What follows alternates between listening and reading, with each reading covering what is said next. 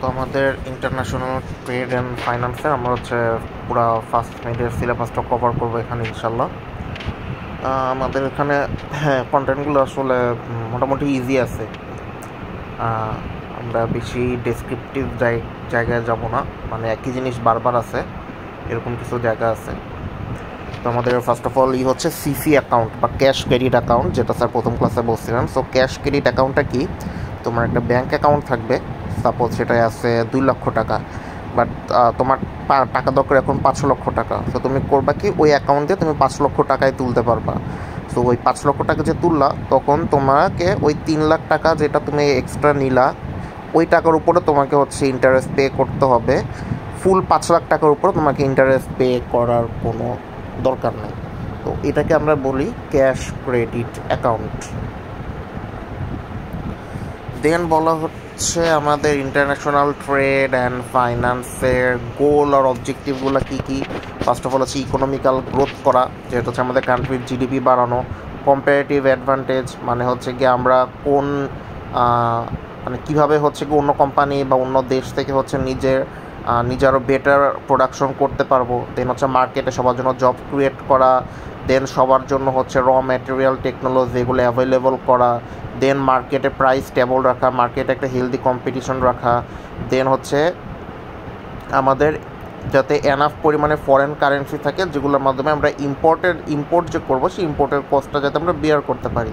দেন আমরা বলা হচ্ছে ফাইন্যান্সিয়াল স্টেবিলিটি। তো এখানে বলা যাচ্ছে আমাদের যে গ্লোবাল ইনভেস্টমেন্ট আর হচ্ছে ফাইন্যান্সিয়াল মার্কেটে যাতে প্রাইসটা স্টেবল থাকে, অনেক বেশি ফ্লাকচুয়েট না হয়।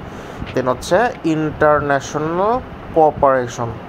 তো ইন্টারন্যাশনাল কোঅপারেশনে বলা হচ্ছে যে আমাদের পলিটিক্যাল অ্যান্ড ইকোনমিক টাই, যেটা মানে একটা দেশের সাথে আরেকটা দেশের যে পলিটিক্যাল আর হচ্ছে ইকোনমিক সম্পর্ক, সেটা যেন আরও স্ট্রং থাকে। Commerce, product, business, I guess এগুলো আমাদের না পড়ার কোনোই নাই। 4 ফ্যাক্টরস অফ প্রোডাকশন, এটা হচ্ছে আমাদের প্রোডাকশন করার জন্য যে 4টা জিনিস দরকার: ল্যান্ড, লেবার, ক্যাপিটাল, এন্টারপ্রেনারশিপ। ল্যান্ডকে আমরা জানি, লেবার হচ্ছে গিয়ে হিউম্যান ইফোর্ট, সেটা হচ্ছে ফিজিক্যালও হইতে পারে, মেন্টালও হইতে পারে। ক্যাপিটালও আমরা জানি, লাইক এটা আমাদের মেশিনারি হতে পারে, মানে ফাইন্যান্স, মানে মনিটারি ভ্যালু যে কোনো কিছু। দেন হচ্ছে এন্টারপ্রেনারশিপ হচ্ছে গিয়ে যেটা মানে আমাদের অ্যাবিলিটি, সেই অ্যাবিলিটিটা হচ্ছে আমাদের ল্যান্ড, লেবার, ক্যাপিটালের 3টাকে এক করতে পারা যে অ্যাবিলিটি, সেটাকে আমরা এন্টারপ্রেনারশিপ বলতেছি। সো বিজনেস এন্টারপ্রাইজ আর বিজনেস ফার্ম। তো বিজনেস এন্টারপ্রাইজ হচ্ছে যেটা হচ্ছে আমাদের একটা ব্রড ফ্যাক্টর। এই ব্রড ফ্যাক্টরের মধ্যে কমার্শিয়াল, ইন্ডাস্ট্রিয়াল অ্যান্ড প্রফেশনাল সকল অ্যাক্টিভিটিস আছে।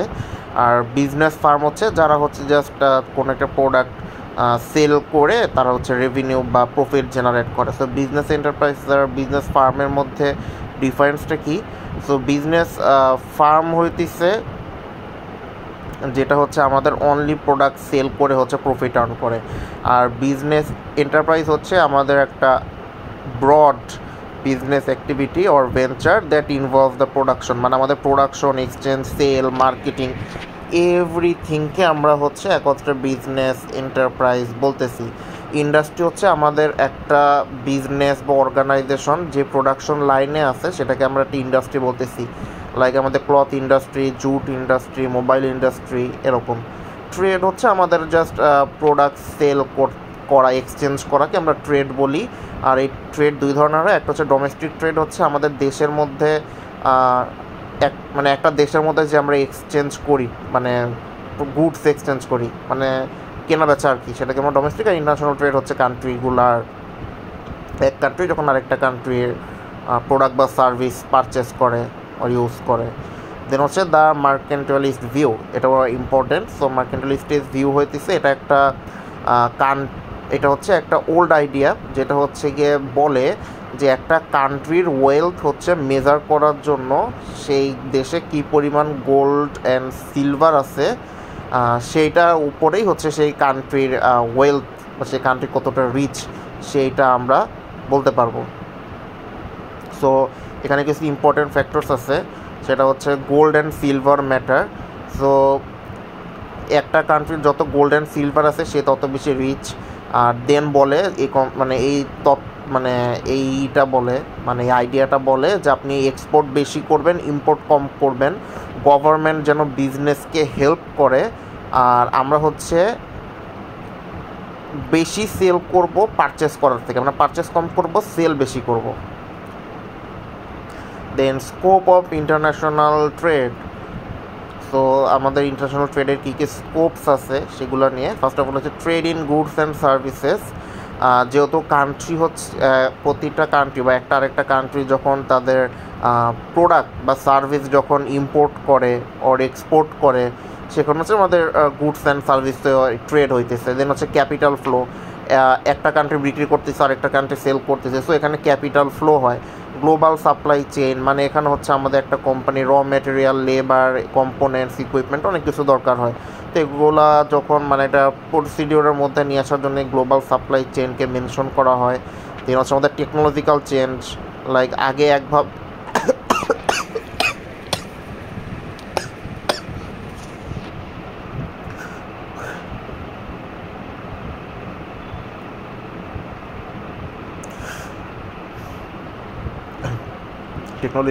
টেকনোলজিক্যাল এক্সচেঞ্জ, টেকনোলজিক্যাল এক্সচেঞ্জে বলে country share technologies, knowledge and innovations to improve productivity and growth. So একটা কান্ট্রি হচ্ছে কারেন্ট্রির সাথে টেকনোলজি, নলেজ, ইনোভেশন এগুলো হচ্ছে শেয়ার করে। কালচারাল এক্সচেঞ্জ, একটা কান্ট্রি যখন আরেকটা কান্ট্রির সাথে কোনো একটা ট্রেডে যায় তখন সেখানে কালচারাল বিভিন্ন এক্সচেঞ্জ হয়ে থাকে। লাইক দেখা যায় আমরা যখন দেখি একটা দেশের প্রাইম মিনিস্টার যখন আরেকটা দেশে যায়, সে কাইন্ড অফ সেই দেশের পোশাকটা পরিধান করে। যেমন যদি কোনো একটা ইউরোপিয়ান কোনো মিনিস্টার ও প্রেসিডেন্ট যদি বাংলাদেশে আসে, তাকে দেখা যায় পাঞ্জাবি পরতে।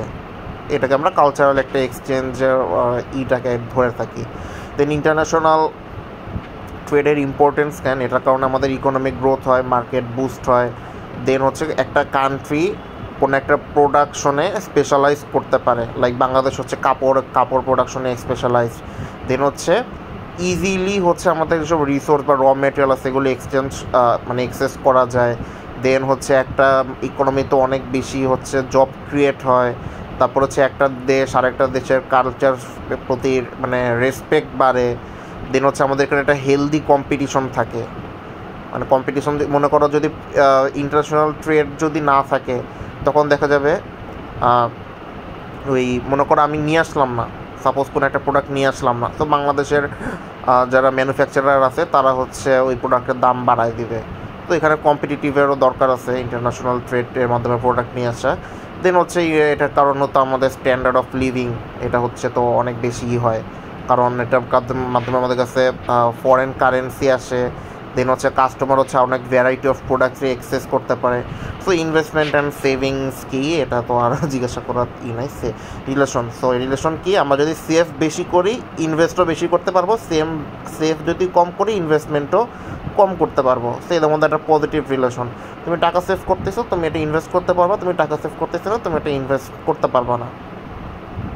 প্রাইভেট সেক্টর ইনভেস্টমেন্ট হচ্ছে যখন কোনো একটা ইন্ডিভিজুয়াল আর বিজনেস হচ্ছে টাকা জমায়, তখন তারা এটার মাধ্যমে হচ্ছে নতুন প্রজেক্ট হচ্ছে ফান্ড করে, সেটার মাধ্যমে তার ইকুইপমেন্ট কিনে একটা কোম্পানি, দেন তারা বিভিন্ন জায়গায় ইনভেস্ট করে, যেটাকে আমরা প্রাইভেট সেক্টর ইনভেস্টমেন্ট বলতেছি। দেন আমরা বলতেছি ইকোনমিক ব্যালেন্স। সো ইকোনমিক ব্যালেন্সটা কি? ইকোনমিক ব্যালেন্স হচ্ছে আমাদের যাতে সেভিংস অ্যান্ড ইনভেস্টমেন্টের যাতে একটা ব্যালেন্স থাকে। একটা কান্ট্রি যাতে অনেক বেশি যদি সেভ করতেই থাকলো ইনভেস্টমেন্ট করলো না, আবার ইনভেস্টমেন্ট করতেই থাকলো সেভ করলো না, তখন এটা কিন্তু একটা মানে ইনব্যালেন্স ইকোনমি হয়ে যাবে। সো এটাকে একটা ব্যালেন্স লেভেলে নিয়ে আসতে হবে। তো প্রোডাক্টিভিটি কি, আমাদের এখানে ডিফারেন্সটা করতে হবে। সেটা হচ্ছে প্রোডাক্টিভিটি কি? প্রোডাক্টিভিটি হচ্ছে তুমি কতখানি ইনপুট নিয়ে একটা গুড অর সার্ভিস প্রডিউস করতে পারতেছো, এটাকে আমরা প্রোডাক্টিভিটি বলতেছি। এফিসিয়েন্সি কি? এফিসিয়েন্সি হইতেছে তুমি কতখানি কম রিসোর্স ইউজ করে, কতটা কম রিসোর্স মানে এখানে তুমি কতখানি সময় কম খরচ করে, কতটা কম ইফোর্টে, কতটা কম রিসোর্সে হচ্ছে তুমি কাজটা শেষ করতে পারবে, এটা হচ্ছে এফিসিয়েন্সি। ইফেক্টিভনেস হইতেছে কি আমাদের যে ডেজায়ার্ড গোলটা আছে সেটার থেকে ভালো করা বা অ্যাটলিস্ট সেটাকে অ্যাচিভ করা, এটাকে আমরা ইফেক্টিভনেস বলতেছি। এখন আমরা আসবো হচ্ছে আমাদের এই কোর্সের মেইন যেই পড়াগুলা সেগুলায়। ফার্স্টে হচ্ছে প্রোডাকশন পসিবিলিটি কার্ভ। তো তোমাকে এরকম বলবে যে একটা প্রোডাকশন পসিবিলিটি কার্ভের মাধ্যমে কোনো একটা কিছু প্রুফ করো, দুইটা প্রোডাক্টের মধ্যে কীভাবে প্রোডাকশন পসিবিলিটি ফ্রন্টিয়ার কাজ করে। তো ফ্রন্টিয়ার আর কার্ভ হচ্ছে একই। তো আমাদের প্রোডাকশন পসিবিলিটি কার্ভ হচ্ছে এইটা শো করে যে দুইটা গুড অর সার্ভিস মানে কিভাবে হচ্ছে একসাথে লিমিটেড রিসোর্স ইউজ করে আমরা ইউজ করতে পারি। সাপোজ আমরা যদি একটা আমাদের কাছে 100 টাকা আছে, 100 টাকা আছে অ্যান্ড আমরা আচ্ছা 150 টাকা আছে, প্রতিটা ড্রিঙ্কর দাম হচ্ছে 30 টাকা করে। তো আমরা যদি 5 ফ্লেভারের ড্রিঙ্কও নেই তাহলে আমরা প্রতিটা ড্রিঙ্কও একটা একটা করে খাইতে পারবো। কোনো একটা ফ্লেভার যদি দুইটা নেই তাহলে আমাদের আরেকটা বাদ পড়ে যাবে। সো এইটা হচ্ছে আমাদের প্রোডাকশন পসিবিলিটি ফ্রন্টিয়ার বা কার্ভের মেইন থিম। তুমি যখন তোমার কাছে একটা কান্ট্রির কাছে রিসোর্স লিমিটেড থাকে বা এটাকে আমরা স্কারসিটি বলি, তো যখন এরকম লিমিটেড থাকবে তখন তোমাকে সেই লিমিটেড রিসোর্সটাকে ইউজ করে বেটার আউটপুট জেনারেট করতে হবে। এখন বেটার আউটপুট জেনারেট করতে গেলে তুমি যদি একটা প্রোডাকশন বন্ধ করে দাও তখন তুমি আরেকটা প্রোডাক্টের প্রোডাকশন বেশি করতে পারবা, বা তুমি যদি একটা বাড়ায় দাও আরেকটা কমে যাবে, আরেকটা যদি কমায় দাও আরেকটা বেড়ে যাবে, এরকম। এখন আমরা আগে কার্ভটা দেখি। এইটা হচ্ছে আমাদের পিপিসি কার্ভ। আর এখানে আমরা জিনিসটাকে আগে দেখে আসি। ফার্স্ট অফ অল হচ্ছে আমাদের এখানে ABCD 4টা পয়েন্ট আছে। এরপরে বলতেছে পয়েন্টস ইনসাইড দ্য কার্ভ, আর এটা হচ্ছে পয়েন্টস আউটসাইড দ্য কার্ভ। তো এখন আমরা একটু চিন্তা করি। আর এখানে বলতেছে অপরচুনিটি কস্ট এখানে হচ্ছে সবচেয়ে বেশি রিফ্লেক্ট করে, কারণ যখন আমরা একটা প্রোডাকশন বাড়ায় দিব তখন আমাদের আরেকটা প্রোডাক্টের প্রোডাকশন কমে যাবে। তো এখানে পুরোটাই হচ্ছে অপরচুনিটি কস্টের উপরে হচ্ছে জিনিসটা করতেছে, মানে থাকতেছে। তখন আমরা একটু বোঝার চেষ্টা করি যে আসলে প্রোডাকশন পসিবিলিটি ফ্রন্টিয়ারটাকে আমরা কীভাবে লিখবো বা এটা আসলে কীভাবে কাজ করে। ওকে, লেটস ট্রাই।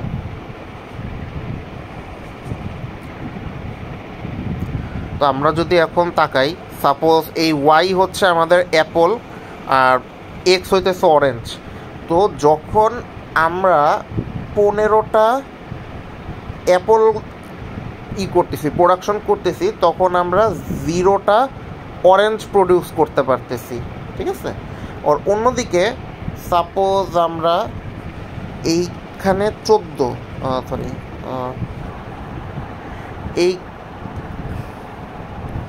এইখানে আমাদের 14টা আমরা করতে পারতেছি।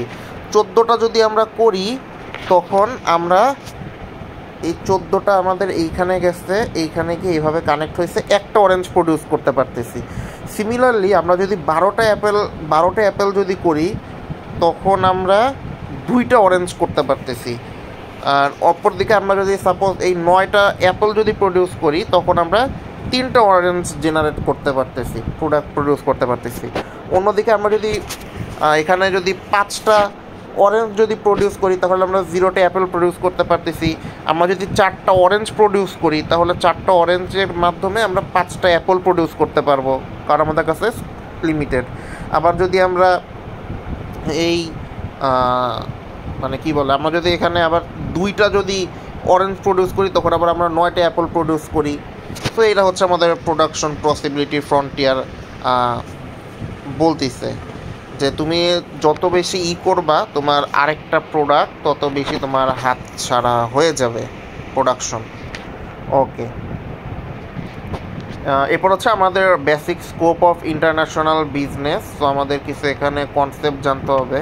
তো আমাদের ইন্টারন্যাশনাল বিজনেসের মাধ্যমে কী কী হইতেছে? ফার্স্ট অফ অল ট্রেড হইতেছে। ট্রেডের মাধ্যমে একটা গুড ওর সার্ভিস এক্সচেঞ্জ হইতেছে দুইটা কান্ট্রির মধ্যে। আর একটা কান্ট্রি আরেকটা কান্ট্রিতে ইনভেস্ট করতেছে, যার কারণে তাদের কাছে ফরেন ডিরেক্ট ইনভেস্টমেন্ট বেড়ে যেতেছে, ফরেন কারেন্সি বেড়ে যেতেছে। দেন হচ্ছে এটার মাধ্যমে ফাইন্যান্সিং হইতেছে। একটা কান্ট্রি যে হচ্ছে প্রোডাক্ট সেল করতেছে তার এখানে কান্ট্রির জন্য এনাফ ফাইন্যান্সিং হইতেছে।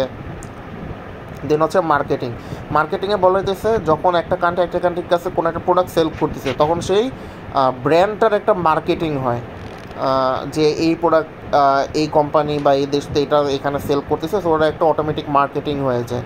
দেন সাপ্লাই চেন ম্যানেজমেন্ট, এক কান্ট্রি থেকে আরেক কান্ট্রিতে প্রোডাক্ট যাওয়া পর্যন্ত যত মাঝখানে কাজ আছে সব কিছু অনেক স্মুথ ওয়েতে এই সাপ্লাই চেইন ম্যানেজমেন্টের মাধ্যমে করা হয়।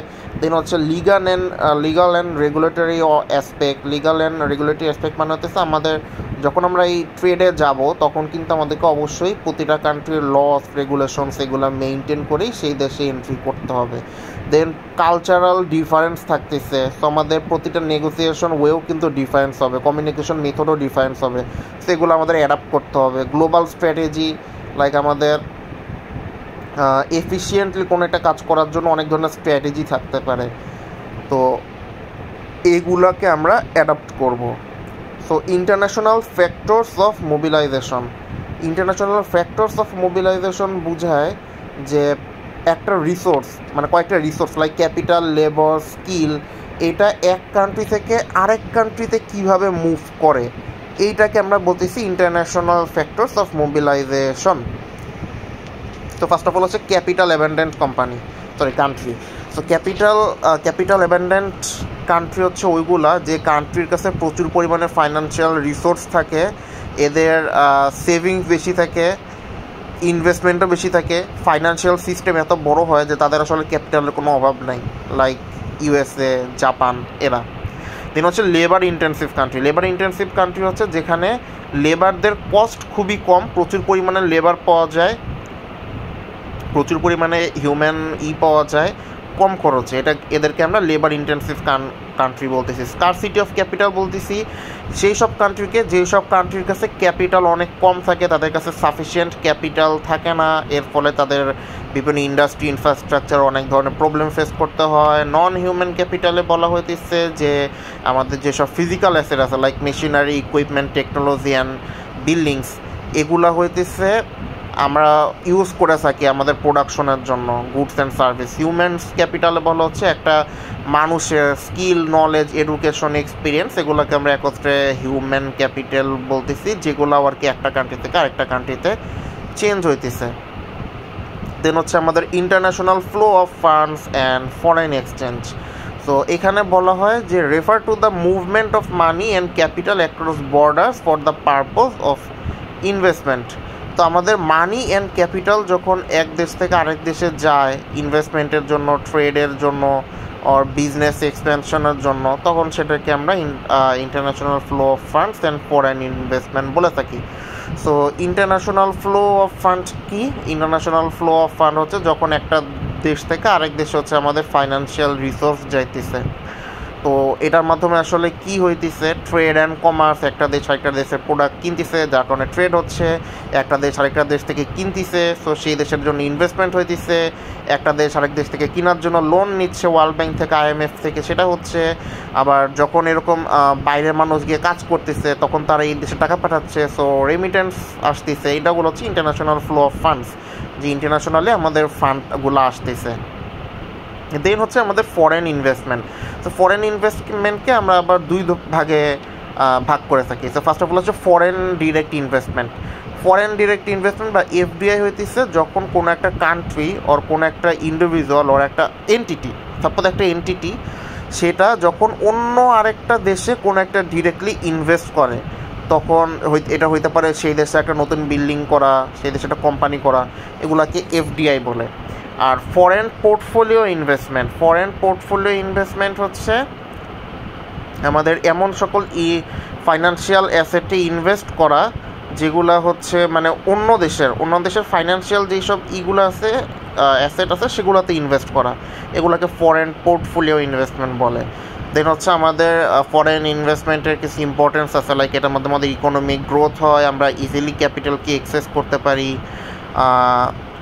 তারপরে হচ্ছে গ্লোবাল ইন্টিগ্রেশন হয়, মানে হচ্ছে একটা কান্ট্রি আরেকটা কান্ট্রির সাথে হচ্ছে গিয়ে ইনভেস্টমেন্ট যখন করে, মানে একটা কান্ট্রি আরেকটা কান্ট্রিতে, তখন তাদের মধ্যে একটা কানেকশন তৈরি হয়, যেটার মাধ্যমে তারা international market, business network and financial সিস্টেমের সাথে কানেক্টেড হয়। রিস্ক ডাইভার্সিফিকেশন হয় ফরেন ইনভেস্টমেন্টের কারণে। দেখা যাচ্ছে আমাদের যে রিস্ক আছে, যেহেতু অনেকগুলো কোম্পানি আছে যে বাইরে থেকে, তো এই কারণে তারা অনেক বেশি পরিমাণে ক্যাপিটাল দেয়, তো এটার কারণে আমাদের রিস্কটা হচ্ছে ডাইভার্স হয়ে যায়।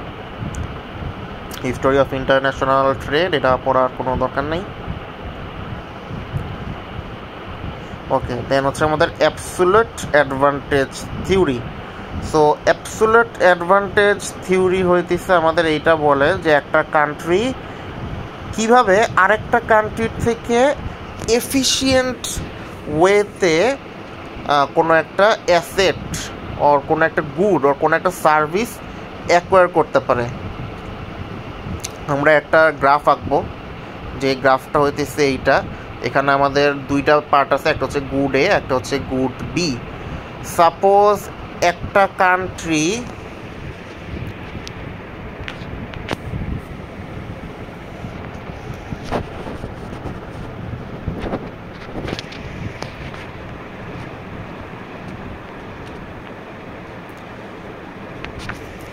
এই কান্ট্রিটা ধরলাম আমাদের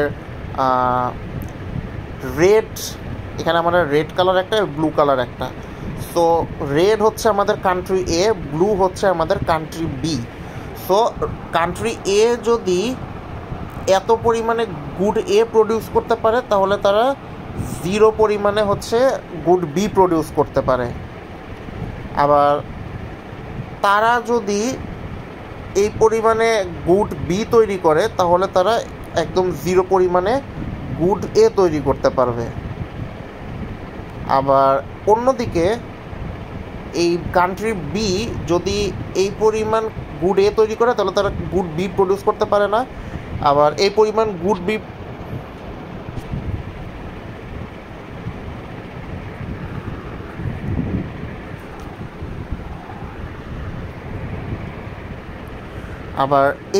যদি তারা গুড বি প্রডিউস করে, তখন তারা আবার 0 পরিমাণে গুড এ প্রডিউস করতেছে। সো দুইটা কান্ট্রির আমাদের ইকুইলিব্রিয়াম হইতেছে এই লেভেলটাই। তো এখন আমরা একটু পড়ি কি বলছে। এখানে আমাদের দুইটা axis, good A good B lines, এখানে একটা রেড লাইন আর ব্লু লাইন বলতেছে। সো রেড লাইন বলতেছে যে this line shows the production possibility of one country, it's steeper, which means this country can produce more of good A with the same resource compared to the country represented by the blue line।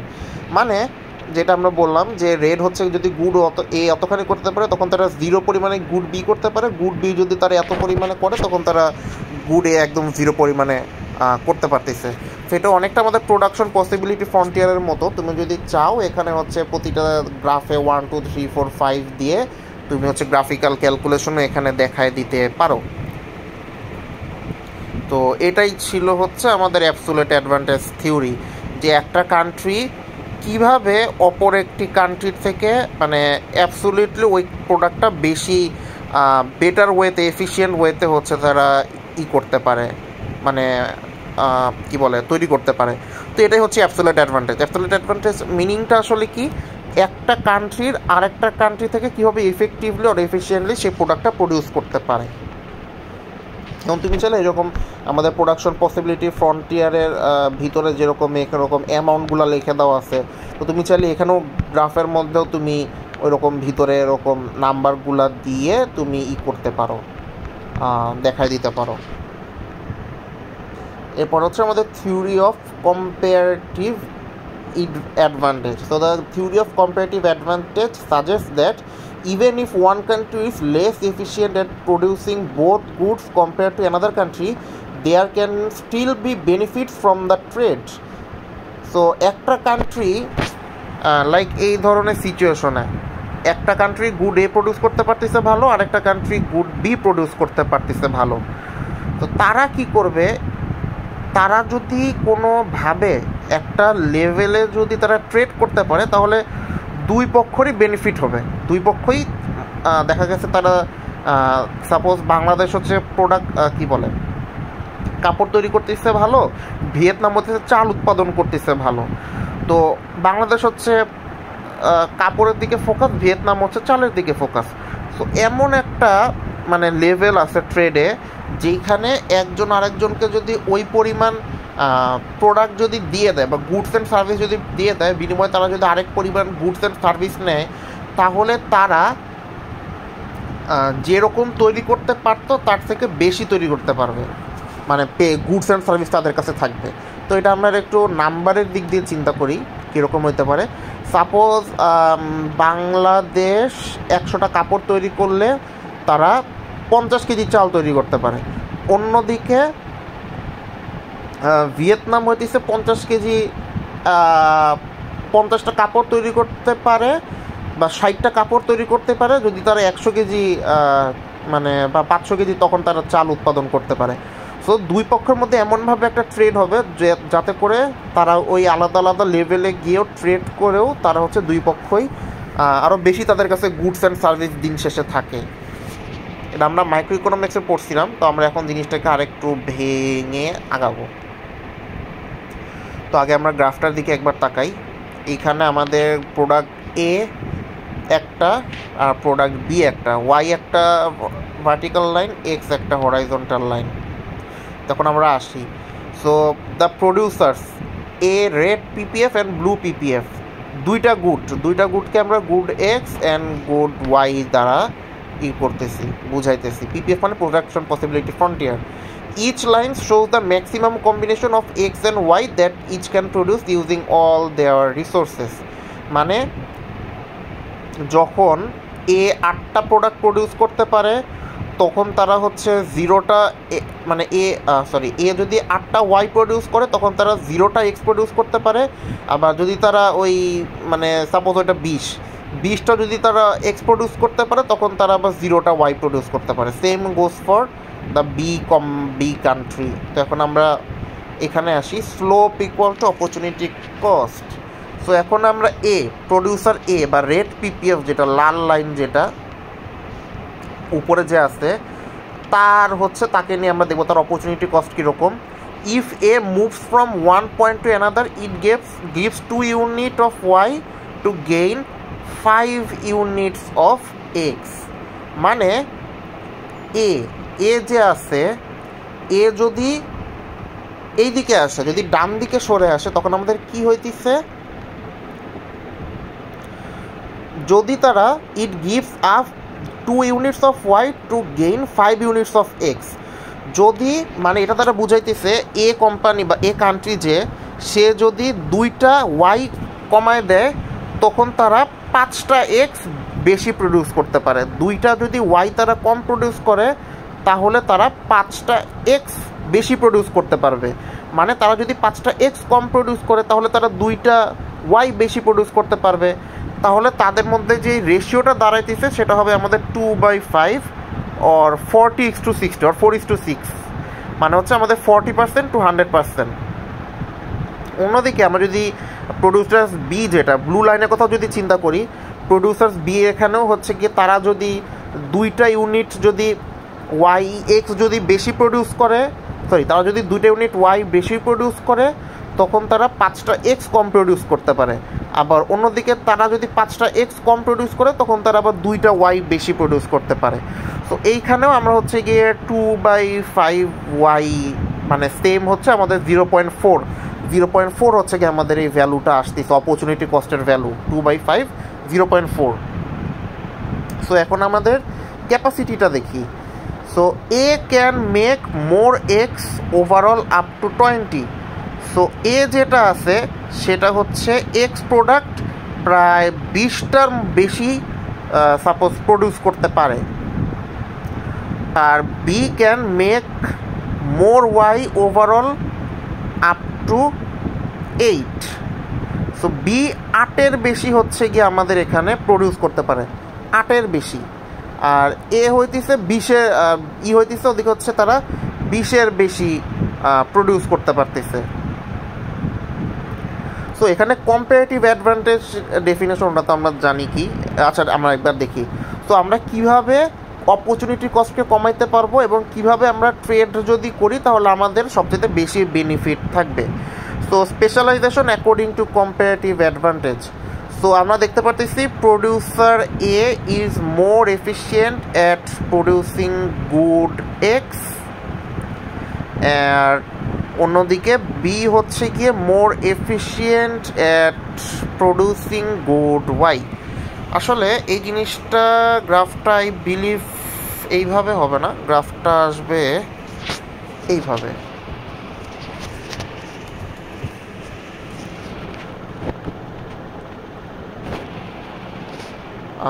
ধরলাম এইটা আমাদের B আর এইটা আমাদের এ। তাহলে এখন কি হইতেছে, আচ্ছা এটা এটা তো গ্রাফ আমাদের কাছে আছেই, তো আমরা এই জিনিসটাকে বোঝার জন্য, ওই গ্রাফে একটু ভুল আছে, তো এই জিনিসটাকে বোঝার জন্য এরকম এই গ্রাফটাকে আমরা চিন্তা করি যে যে ব্লু কান্ট্রি হচ্ছে গুড বি বেশি প্রডিউস করতে পারতেছে, আর রেড কান্ট্রি যেটা সেটা হচ্ছে এ বেশি গুড এ বেশি প্রডিউস করতে পারতেছে। সো এইখানে আমরা যদি উপরের গ্রাফটাও যদি আমরা এইখানে এইভাবে আঁকি, তাহলে আমরা চিন্তা করতে পারবো যে বি হচ্ছে 8-এর বেশি করতে পারবে আর এ হচ্ছে 20-এর বেশি করতে পারবে, মানে এক্স আর ওয়াই যে প্রোডাক্টটা আছে সেইটা। সো এ কি করবে, এ হচ্ছে বেশি পরিমাণে গুড এক্স প্রডিউস করবে আর বি হচ্ছে বেশি পরিমাণে গুড ওয়াই প্রডিউস করবে। তাহলে এখানে আমাদের গেইন কীভাবে হইতে পারে? So when A and B trade, they both end up consuming more than what they could on their own PPF. So দুইটা কান্ট্রি যখন একটা ট্রেড অফে আসবে, মানে তখন কি হবে, তারা নিজেরা যে পরিমাণ উৎপন্ন করে, যে পরিমাণ তারা হচ্ছে প্রোডাক্টটা করতে পারতো, মানে যেই পরিমাণে তারা হচ্ছে প্রোডাক্ট কনজিউম করতে পারতো, যদি তারা ট্রেডে যায় তখন তারা আরও বেশি পরিমাণে হচ্ছে গিয়ে মানে কনজিউম করতে পারবে। তো এখানে এ হচ্ছে গিয়ে মানে কান্ট্রি এ হচ্ছে বেশি ওয়াই এক্স প্রডিউস করবে আর বি হচ্ছে বেশি ওয়াই প্রডিউস করবে। জাস্ট লাইক আমরা সিম্পলি যদি এই গ্রাফটার কথা যদি চিন্তা করি, ব্লু কান্ট্রি হচ্ছে বেশি পরিমাণে গুড বি প্রডিউস করবে, রেড কান্ট্রি হচ্ছে বেশি পরিমাণে গুড এ প্রডিউস করবে। দেন যখন তারা ট্রেড করবে তখন তারা দুইজনই হচ্ছে সবচাইতে বেশি পরিমাণে বেনিফিট করতে পারবে, মানে বেশি পরিমাণে কনজিউম করতে পারবে। ওকে, এখন আমরা পড়বো হচ্ছে গিয়ে আমাদের এটা একটু ঝামেলা আছে, তারপরও সমস্যা নেই। আমাদের এটাকে বলা হচ্ছে হেক্সচার-ওহলিন থিওরি। সেটা প্রতি বছরই আসে। তো হেক্সচার-ওহলিন থিওরি হচ্ছে explains how country decide what to export and import based on their resources. তো একটা কান্ট্রির যে পরিমাণ অ্যাভেলেবল রিসোর্স আছে এইটার উপরে ডিপেন্ড করে তারা ডিসাইড করবে তারা কোন প্রোডাক্ট কী পরিমাণে ইম্পোর্ট করবে এবং কোন প্রোডাক্ট কী পরিমাণ তারা এক্সপোর্ট করবে। তো এই কান্ট্রি এখন এই গ্রাফে হচ্ছে দুইটা অ্যাক্সিস আমাদের, হরাইজন্টাল অ্যান্ড ভার্টিক্যাল, একটা হচ্ছে কিউএস আর একটা হচ্ছে আমাদের কিউসি। সো দুইটা হচ্ছে আলাদা আলাদা আমাদের কোয়ান্টিটি বা প্রোডাক্ট, একটা হচ্ছে প্রোডাক্ট সি আর একটা হচ্ছে প্রোডাক্ট এস। তো এইখানে কার্ভে আবার তিনটা নাম আছে, একটা হচ্ছে আমাদের পিপিএফ, একটা হচ্ছে পিপিএফ 0 আর একটা হচ্ছে আমাদের পিপিএফ 1। এই পিপিএফ দ্বারা প্রোডাকশন পসিবিলিটি ফ্রন্টিয়ার বুঝাইতেছে। তো এটা হচ্ছে তারা এই সি এন এস কী পরিমাণ প্রডিউস করতে পারে, দুইটা প্রোডাক্ট যে আমাদের C horizontal S vertical. So কোনটা কোন লেভেলে তিনটা কোনটা কোন ইসে গিয়ে করতে পারে সেইটা বোঝানোর জন্য এখানে তিনটা প্রোডাকশন পসিবিলিটি ফ্রন্টিয়ার কার্ভ এই ভিতরে আঁকা হয়েছে। দেন হচ্ছে আমাদের points A B C D দ্বারা বোঝানো হইতেছে different level of production. Like B পয়েন্টটা যদি আমরা দেখি, আচ্ছা সি দিয়ে বুঝলে আমাদের সুবিধা হবে। সি লাইন গেছে পিপিএফ 1-এর সাথে। সো পিপিএফ 1-এ সি যদি ওই সিসি পরিমাণে যদি প্রোডাক্ট, মানে সি যদি সিসি পরিমাণে মানে করে প্রডিউস করে, তখন তারা সিএস 1, আচ্ছা একটু কমপ্লেক্স হয়ে যেতেছে, একটু আমরা ভেঙে পড়ি। এই যে পিপিএফ বি লেভেলটা তারা বোঝানো হইতেছে যদি সিএস এই লেভেলে থাকে তখন তারা এই পরিমাণে হচ্ছে এই পরিমাণে যদি থাকে তখন তারা এই পরিমাণে হচ্ছে করতে পারবে, সিসি প্রডিউস করতে পারবে। এইখানে এই পরিমাণ যদি তারা সিসি প্রডিউস করে তখন তারা এই পরিমাণে সিএস প্রডিউস করতে পারবে। তো এটা বোঝানোর জন্য আমরা হচ্ছে 5টা হচ্ছে আলাদা আলাদা দেখাইছি আর কি। 5টা আলাদা আলাদা কম্বিনেশন দেখাইছি। The lines levelled CS, CS2, CS3 represents different levels of consumption of goods. So CS নিচে যেগুলো আছে মানে বাম পাশে CS 1, 2, 3 দ্বারা বোঝানো হচ্ছে consumption of product S2, S3, আর এখানে হচ্ছে consumption of product C1, 2, 3। The curve levelled I দ্বারা বোঝানো হচ্ছে ইনডিফারেন্স কার্ভ। তো এখানে বোঝানো হইতেছে যে কীভাবে তারা যদি দুইটা ডিফারেন্ট প্রোডাক্টে যদি কনজিউম করে এই আই কার্ভটা, যদি তারা দুইটা ডিফারেন্ট প্রোডাক্টে যদি কনজিউম করে তখন তাদের স্যাটিসফ্যাকশনটা বোঝানোর জন্য এই আইটাকে দেখানো হয়েছে।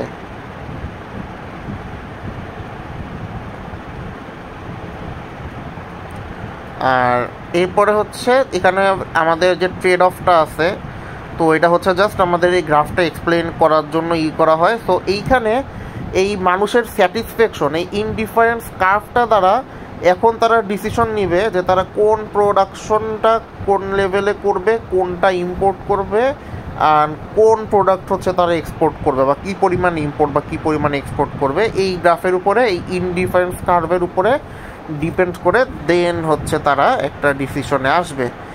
দেন আমরা বলতেছি imperfect market theory. So imperfect market theory কি, একদম সিম্পল ভাষায় বলি যে মার্কেট হচ্ছে কম্পিটিটিভ না।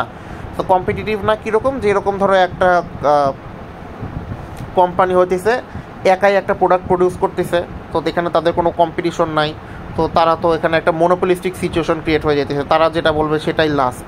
সো এইটাকে আমরা ইমপারফেক্ট মার্কেট বলতেছি। সো ইমপারফেক্ট মার্কেট থিওরি বলা হইতেছে যে এই মার্কেটে আমাদের সেলার কম থাকে, প্রচুর পরিমাণে এন্ট্রি ব্যারিয়ার থাকে, তারপর হচ্ছে গিয়ে ফার্মের হচ্ছে মার্কেট পাওয়ারে তারা প্রচুর পরিমাণে প্রাইস ইনফ্লুয়েন্স করতে পারে, এই পাওয়ার তাদের থাকে। এখন আমরা এই গ্রাফটার দিকে দেখি, আমাদের PQ মার্জিনাল রেভিনিউ, ডিমান্ড, আর মার্জিনাল কস্ট MC। তো ডিমান্ড কার্ভ দ্বারা বোঝানো হইতেছে কোন প্রাইস কোন কোয়ান্টিটিতে কি পরিমাণ ডিমান্ড করা হইতেছে। এটা হচ্ছে ডাউনওয়ার্ড, কারণ আমাদের প্রাইস ওইটা যত বেশি হবে আমাদের ডিমান্ড তত কমবে, আর যত পরিমাণে প্রাইস কমবে তখন আমাদের ডিমান্ড বাড়বে, এই জন্য এটা ডাউনওয়ার্ড একটা স্লোপ, ডি কার্ভটাই হবে এই জন্য নেমে আসছে।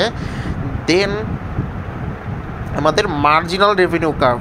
সো মার্জিনাল রেভিনিউ কার্ভ হচ্ছে এটা আমাদের ডিমান্ডের নিচে। সো মার্জিনাল রেভিনিউ কার্ভ বোঝানো হয় যখন একটা অ্যাডিশনাল ইউনিট সেল করার কারণে তারা একটা অ্যাডিশনাল যে রেভিনিউটা পায়, এইটা বোঝানোর জন্য আমাদের হচ্ছে মার্জিনাল রেভিনিউ কার্ভের এইটা ইউজ করা হয়। দেন হচ্ছে marginal cost curve. So marginal cost কার্ভে কী বলতেছে, this represents the cost of producing one more unit of output. So আমাদের একটা ইউনিট বেশি যদি তারা প্রডিউস করে তখন তাদেরকে কি পরিমাণ হচ্ছে তাদের খরচ বাড়বে, এটা আপওয়ার্ড কারণ কি, যত পরিমাণে তারা প্রোডাকশন অ্যাডিশনাল বাড়াইতে থাকবে তত পরিমাণে তাদের খরচও বাড়তে থাকবে, তো এর জন্য এই মার্জিনাল কস্ট এটা আপওয়ার্ড। দেন হচ্ছে আমাদের profit maximising point. So profit maximising point হবে আমাদের যখন এই PRQ বা marginal revenue equal to marginal cost, মানে যেই জায়গায় সেই জায়গায় আমাদের প্রফিট সবচেয়ে বেশি হবে যেখানে আমাদের marginal revenue and marginal cost হচ্ছে একজন আরেকজনকে ছেদ করছে, মানে এই পয়েন্টে। তো এখন তাহলে মনোপলিস্টিক যেহেতু আমরা ইমপারফেক্ট মার্কেট থিওরি পড়তেছি, তো যেহেতু মনোপলিস্টিক মার্কেট, তারা যখন এই marginal revenue and marginal cost এইটা যখন তারা রিচ করে ফেলছে, মানে এই মার্জিনাল রেভিনিউ আর এই মার্জিনাল কস্ট মানে হচ্ছে তারা যদি এই ভিতরে যতখানি জায়গা আছে এই পুরাটা যদি আমরা ঘরটা যদি ফিল আপ করে দেই তাহলে এই পরিমাণ হচ্ছে তাদের খরচ হইতেছে। মানে সাপোজ এই প্রোডাক্টটার দাম 100 টাকা, তো একটা কোম্পানি কী করে, একটা কম্পিটিটিভ মার্কেটে কী হয়, মার্জিনাল রেভিনিউ যত আর মার্জিনাল কস্ট যত তাদেরকে সেই প্রাইসেই সেল করতে হয়। তো এখন এই পুরাটা এই ভিতরে যতখানি আছে এই পুরাটার ভ্যালু হইতেছে সাপোজ 100 টাকা, তাদের মার্জিনাল কস্ট মানে তাদের মার্জিনাল কস্টও 100 টাকা, মার্জিনাল রেভিনিউ 100 টাকা। সো এইটার ভিতরে হচ্ছে 100। যদি তারা এই প্রাইস পয়েন্টে সেল না করে যদি সাপোজ হচ্ছে এই প্রাইস পয়েন্টে যদি সেল করতো তখন তাদের কিন্তু আবার লস হয়ে যাইতো। তখন তাদের যেই পরিমাণ কস্ট হইতেছে কস্টের থেকে তাদের রেভিনিউটা কম হইতেছে, তো তখন কিন্তু তাদের একটা লস হয়ে যাইতো। তো তারা কি করে, এখন যেহেতু মনোপলিস্টিক মার্কেট, তারা হচ্ছে প্রাইসের উপরে তাদের একটা ইনফ্লুয়েন্স আছে। যখন তারা এই প্রাইস হচ্ছে এই প্রাইসে এই পরিমাণ কোয়ান্টিটি যদি তারা সেল করে তখন তাদের কোনো লস হইতেছে না। সো এই পুরাটা হইতেছে তাদের একটা এই পরিমাণ জায়গায় হচ্ছে তাদের হচ্ছে রেভিনিউ আর কস্ট সমান। আর এইখানে যখন তারা যেহেতু এই জায়গাটা তারা রিচ করে ফেলছে, এখন তারা চিন্তা করবে আমরা লাভ কতখানি করব। তো তখন তারা কি করে, এই কোয়ান্টিটি সেম রেখে প্রাইস বাড়ায় দেয়। প্রাইস এখানে চলে গেল, প্রাইস এখানে গিয়ে এই পরিমাণ এই প্রাইসে তারা বিক্রি করতেছে। সো এই যে এইখানে এটার কারণে যে এখানে যে একটা তৈরি হইলো ট্রায়াঙ্গেল, এইটা হচ্ছে তাদের একটা এক্সট্রা প্রফিট যেটা কম্পিটিটিভ মার্কেটে কেউ করতে পারে না। যেহেতু মনোপলিস্টিক মার্কেট, তার মানে কি মানুষের কাছে আর কোনো চয়েসও নাই। লাইক আমাদের ওষুধ কোম্পানি, মানুষ কি করবে, এই প্রাইস পয়েন্টে এসেও তারা প্রোডাক্ট কিনবে, ডিমান্ড করবে। সো এই পয়েন্টে গিয়ে আমাদের ডিমান্ড কার্ভটা হচ্ছে ছেদ করে গেছে।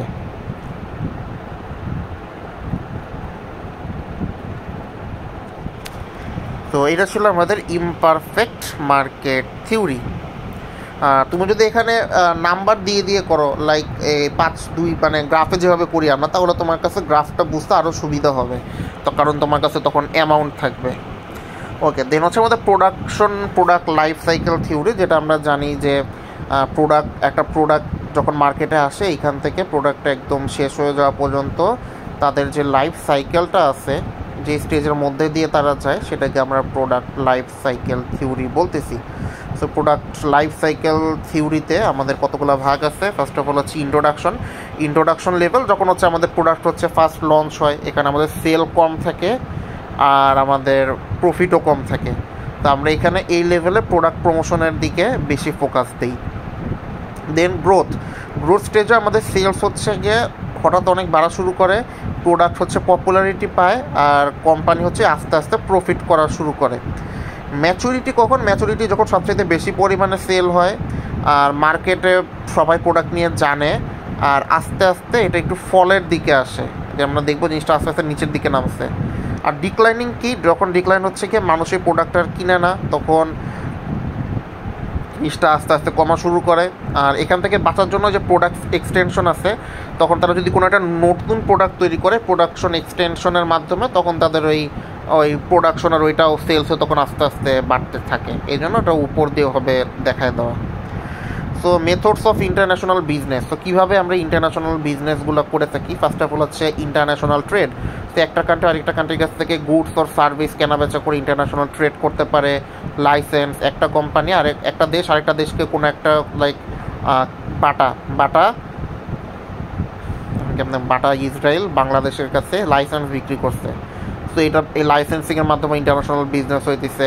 ফ্র্যাঞ্চাইজি, সাপোজ কোনো একটা গাউটেক হচ্ছে গিয়ে সাপোজ বাংলাদেশে তাদের একটা ব্রাঞ্চ দিল। সো এর ফলে হচ্ছে তারা এই ফ্র্যাঞ্চাইজ করতেছে, মানে হচ্ছে গিয়ে একটা ফি বা রয়্যালটির মাধ্যমে তারা হচ্ছে এই যে কোম্পানি আছে বা একটা ফার্ম যারা হচ্ছে ওদের কাছ থেকে নিছে, কাইন্ড অফ লাইসেন্সিংয়ের মধ্যে আমরা বলতে পারি। আসলে এই জিনিসটাকে অত বেশি ডিফার করার কোনো মানে নেই। দেন হচ্ছে জয়েন্ট ভেঞ্চার কি, যেরকম একটা কান্ট্রি আরেকটা কান্ট্রির সাথে একসাথে কাজ করে যখন করে, সাপোজ হচ্ছে কেমনে বলি, Nvidia graphics card company and Nokia হচ্ছে phone company.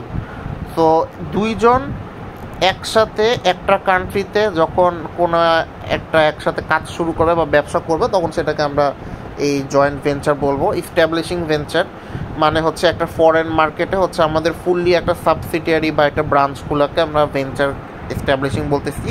Acquisition of foreign entity, একটা দেশের কান্ট্রি আরেকটা দেশের কান্ট্রিকে কিনে নিল বা কোনো একটা এন্টিটিকে পারচেস করে নিল। সো ডিএফআই বা এফডিআই কি মানে হচ্ছে একটা কোম্পানি বা একটা এন্টিটি বা একটা ইন্ডিভিজুয়াল যখন আরেকটা দেশে ডিরেক্টলি কোনো ইনভেস্ট করে, সেটা কোনো একটা বিজনেস হতে পারে বা অ্যাসেট পারচেজের মাধ্যমে হতে পারে। তো আমরা এখন দেখব ইন্টারন্যাশনাল বিজনেস আর ইন্টার রিজিওনাল বিজনেসের মধ্যে ডিফারেন্স কী। সো ইন্টারন্যাশনাল বিজনেসে বোঝানো হয় প্রতিটা কান্ট্রির মধ্যে, মানে এখানে হচ্ছে involve business across multiple countries globally. So প্রতিটা কান্ট্রিতে গ্লোবালি যখন একজনের সাথে বিজনেস করে। ইন্টার রিজিওনাল বিজনেস হচ্ছে গিয়ে যখন কোনো একটা রিজিয়নের ভিতরে নিজেরা বিজনেস করে, লাইক ইন্ডিয়াতে মহারাষ্ট্র আছে, দেন হচ্ছে তেলেগু আছে, তারপরে হচ্ছে ওদের এরকম অনেকগুলো রিজিয়ন আছে। সো এরকম যখন রিজিওনাল হয়, একটা রিজিয়ন আরেকটা রিজিয়নের কাছে যখন ট্রেড করে, তখন সেটাকে আমরা ইন্টার ট্রেড রিজিওনাল বিজনেস বলি। ইন্টারন্যাশনাল বিজনেস হচ্ছে অনেক কমপ্লেক্স, কারণ একটা কান্ট্রির আরেকটা কান্ট্রির অনেক ল ডিফারেন্স থাকে, কালচার ডিফারেন্স থাকে। ইন্টার রিজিওনাল বিজনেসে ওরকম ডিফারেন্স নাই, মানে কারণ যেহেতু তারা শেয়ার রেগুলেশন সেমই, লাইক ইন্ডিয়াতে সব জায়গায় মোটামুটি রেগুলেশন প্রায় একটা কমন রেগুলেশনের মধ্যে দিয়েই তারা যায়। সো ইন্টারন্যাশনাল বিজনেসে অনেক ডিফারেন্ট ইকোনমিক, পলিটিক্যাল সিস্টেম আর কালচারাল ডিফারেন্ট থাকে, কিন্তু যেহেতু একটাই কান্ট্রি, সো এখানে হচ্ছে আমাদের ডিফারেন্সটা অত বেশি থাকে না। সো এই এখানে এক্সাম্পলে বলা হইতেছে trade between US and China, foreign direct invest করলো আফ্রিকাতে, আর এখানে trade between states in India, যেটা আমরা এতক্ষণ ধরতেছিলাম। তো এখানে হচ্ছে প্রতিটা কান্ট্রি আলাদা আলাদা রেগুলেশনস থাকে, কিন্তু এখানে একটা কান্ট্রি বা একটা রিজিয়ন এরকম অত ঝামেলা থাকে না। তো এখানে অনেক বেশি ব্যারিয়ার থাকে, কারণ এখানে ট্যাক্স, পলিটিক্যাল ইস্যু থাকে। বাট এখানে আর আমাদের ইন্টার রিজিওনাল বিজনেস হচ্ছে আমাদের এটা লো। দেন আমাদের একটা পার্ট হচ্ছে গাট। সো গাট বা general agreement on tariff and trade কি, এটা হচ্ছে 1947 সালে তৈরি করা হয়েছিল, যাতে করে একটা কান্ট্রি আরেকটা কান্ট্রির কাছ থেকে চিপ প্রাইসে হচ্ছে প্রোডাক্ট কিনতে পারে। এটার মাধ্যমে যারা এই গ্যাটের আন্ডারে ছিল তাদের একজন আরেকজনের উপরে ট্যাক্স কম ছিল, বা ট্যারিফ যেটাকে আমরা বলি, সেটা ইন্টারন্যাশনাল ট্যাক্সকে ট্যারিফ বলা হয়, যেটা হচ্ছে কম ছিল। সো এটার পারপোজটা কী ছিল? ফার্স্ট অফ অল হচ্ছে যাতে আমাদের ট্রেডিং কস্টটা আমাদের লো হয়। এইটা মেইনলি ফোকাস দিছিল কনজিউমার গুড লাইক ক্লথ, গাড়ি, খাবারের দিকে। নেগোসিয়েশনে বলা হইতেছে যে একটা কান্ট্রি আরেকটা কান্ট্রির সাথে নেগোসিয়েশন, দামাদামি করে একটা প্রাইস লেভেলে তারা ট্রেড করতে পারতো। ফেয়ার ট্রিটমেন্ট, যারা হচ্ছে এই গ্যাটের আন্ডারে ছিল, তা সাপোজ এশিয়ান কোনো একটাই এরকম এশিয়ান একটা কান্ট্রিগুলো গ্যাটের আন্ডারে আছে।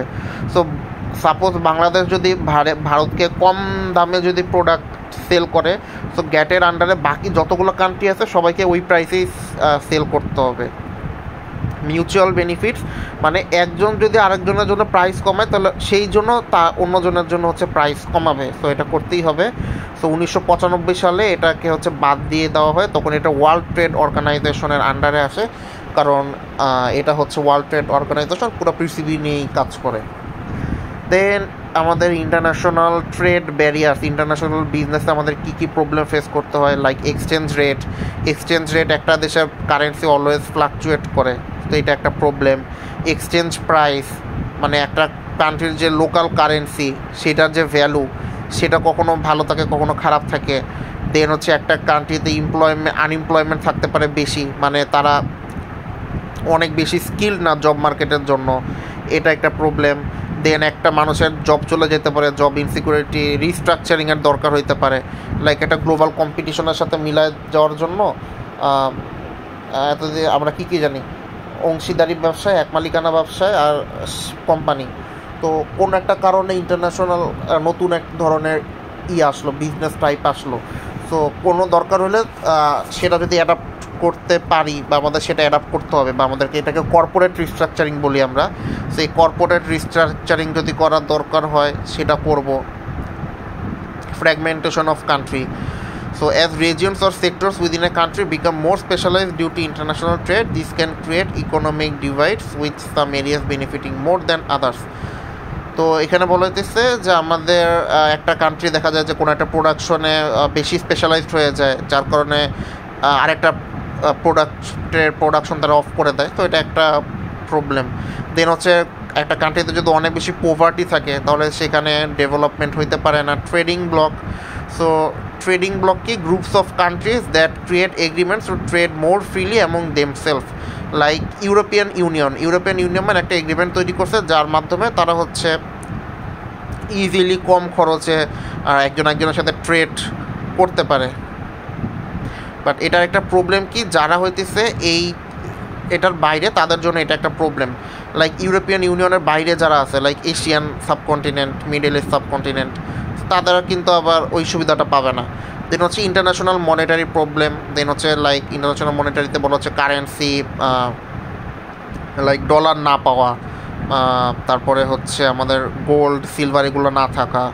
পারচেজিং পাওয়ার থিওরিতে বলা হচ্ছে একটা কান্ট্রিতে বিভিন্ন মানুষের পারচেজিং পাওয়ার কম থাকতে পারে। এই পারচেজিং পাওয়ার কম থাকার কারণে সে দেশে ইন্টারন্যাশনাল বিজনেস নাও আসতে পারে। যেরকম ধরা যায় বাংলাদেশে পেপাল আসে না এই কারণে। মিস অ্যালাইনমেন্ট হচ্ছে যখন একটা কান্ট্রির কারেন্সি ভ্যালু সেটা ইকোনমিক রিয়েলিটিকে প্রপারলি হচ্ছে আমাদের করে না, রিফ্লেক্ট করে না। এটা কীরকম, যে আমাদের জাপানে হচ্ছে জাপানের 800 টাকা আমাদের দেশে, জাপানের 1000 টাকা ইকুয়াল টু আমাদের দেশে 800 টাকা। তো আমরা কী ভাবতেছি জাপানের কারেন্সি ভ্যালু কম, বাট আসলে কি এটা ইকোনমিক রিয়েলিটিকে পুরোপুরি রিফ্লেক্ট করে না। সেটাকে আমরা মিসঅ্যালাইনমেন্ট বলতেছি। দেন হচ্ছে constant flow of funds and malpractice of funds. So global ট্রেডে হচ্ছে কনস্ট্যান্ট ফাইন্যান্সিয়াল ট্রানজ্যাকশনের দরকার হয়, আর এর জন্য এখানে হচ্ছে অনেক illegal activities like money laundering অনেক কিছু হয়ে থাকে, যেটা আবার এখানে আলাদা করে বলা আছে। যেহেতু এখানে ইন্টারন্যাশনাল ট্রেড হইতেছে, সো মানি লন্ডারিংটা এখানে বেশি হয়েছে। মানি লন্ডারিংটা কি, মানি লন্ডারিং হইতেছে একটা দেশ, আমার ফ্রেন্ড আমাকে জাপান থেকে এখন একটা প্রোডাক্ট পাঠাবে, মানে আমাকে একটা ফোন পাঠাবে। সো ফোন যদি পাঠায় তখন এটা আমার হাতে আসতে গেলে আমি বাংলাদেশ থেকে একটা ট্যাক্স আমাকে দিতে হবে, যে প্রোডাক্টটা আমাদের দেশে আসছে এই কারণে আমাকে একটা ট্যাক্স প্রদান করতে হবে। তো বা আমাকে বললো কি যে আমি বাইরে থেকে একটা ফোন কিনবো, সাপোজ অন্য একটা কান্ট্রির একটা ফোন কিনবো। তো এই জন্য আমি কি করলাম,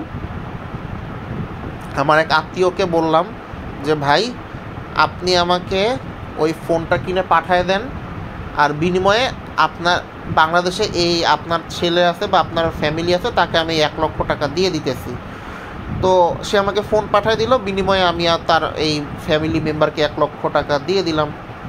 তো এটার কারণে কি হইতেছে, ওই দেশে আমার এই 1 লক্ষ টাকাটা পৌঁছাইতেছে না, বাট ওই দেশের একটা অ্যাসেট লাইক এই ফোনটা, এরও তো একটা অ্যাসেট, এই অ্যাসেটটা চলে গেল কিন্তু তারা ফাইন্যান্সিয়াল কোনো বেনিফিট পাইল না। তো এটাকে আমরা হচ্ছে মানি লন্ডারিং বলতেছি, ট্যাক্স ফাঁকা দিয়ে এই কাজটা করা হয়।